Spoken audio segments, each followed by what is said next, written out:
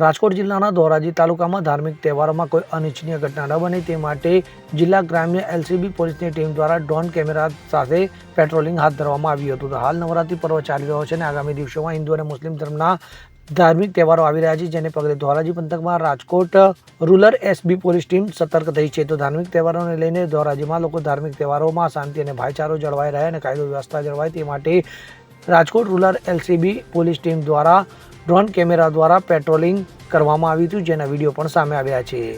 અલ્પેશ ત્રિવેદી સાથે CN24 news Dhoraji. હવે જુઓ દેશ દુનિયાની તમામ ખબરો તમારી આંગળીના ટેરવે.